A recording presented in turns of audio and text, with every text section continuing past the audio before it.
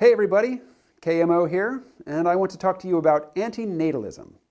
Antinatalism is the conviction that humans should stop having babies.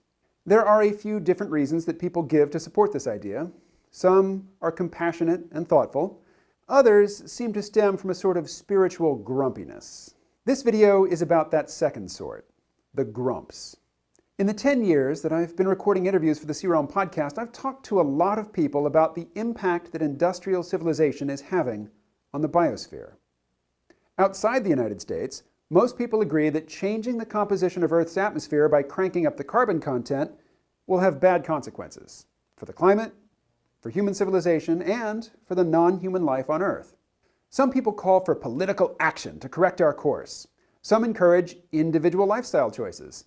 Others say the problems created by our use of technology will be solved with more technology. And then there are the people who say that humans are the problem, and the only solution is to remove humans from the equation.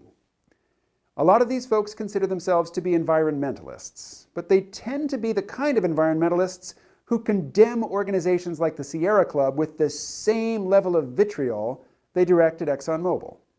I think of these self-hating souls as spiritual sourpusses, but for the purposes of this video, I'll call them misanthropes.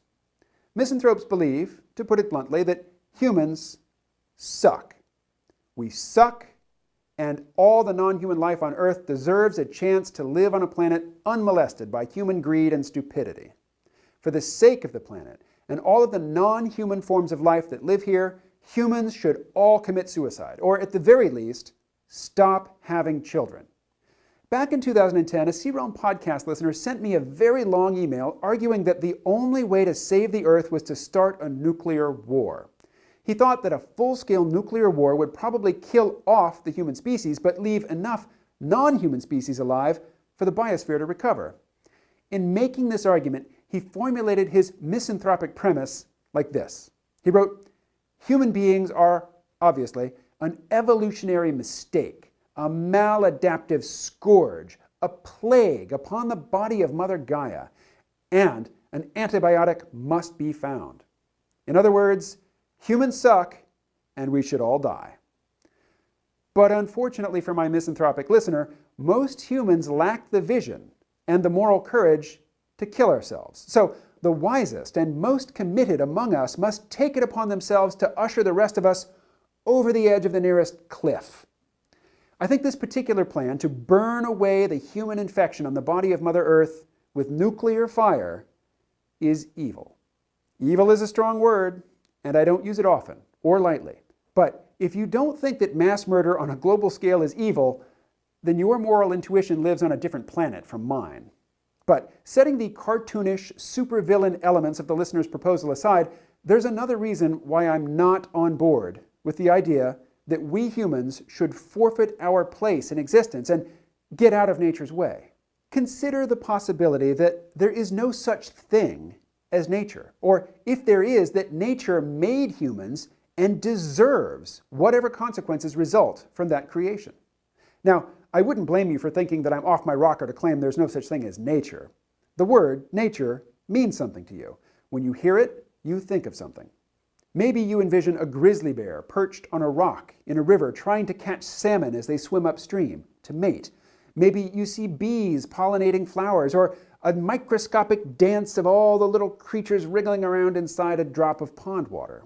What you probably don't see in your mind's eye when you hear the word nature is a coal-fired power plant, or an iPhone, or a jumbo jet, or a space telescope. Whatever nature is, it does not include the technological artifacts of industrial civilization. But does it include humans? To divide all life into two categories, one of which we call nature, which includes all forms of animal life except humans, and the other includes only humans and the things humans make, well, you can define your categories any way you like, but that particular classification seems pretty arbitrary to me. Imagine if I said there was something called the worthy citizenry of the sea, and it includes everything that lives in the ocean except for cod. Whales, sharks, tuna, jellyfish, octopuses, plankton, and coral, and everything else that swims, floats, or wriggles its way through life in the ocean and isn't a cod, is a beautiful example of nobility and aquatic goodness. But cod, they suck. Degenerate bottom feeders, they should all die. My worthy citizenry of the sea, or WCS for short, is a clearly defined concept. When I say it, you know I mean something by it, and it probably brings images to mind. But is it a real thing? Does the WCS really exist? You wouldn't be crazy to say this WCS thing is an arbitrary category, one that makes sense, but still isn't a real thing in the world. Is the concept of nature fundamentally different from the concept of the WCS? Maybe there is a difference. I don't know what it would be, but nature, with a capital N, really is a thing. If nature is a thing, and nature produced humanity, and if humanity is a flawed creation, an evolutionary mistake, whose fault is that? Why should the creation, and not the creator, take the blame? Horror author Thomas Ligotti addressed this idea in his nonfiction book, The Conspiracy Against the Human Race. Ligotti wrote, "As appealing as a universal suicide pact may be, why take part in it just to conserve this planet, this dim bulb in the blackness of space? Nature produced us, or at least subsidized our evolution. It intruded on an inorganic wasteland and set up shop.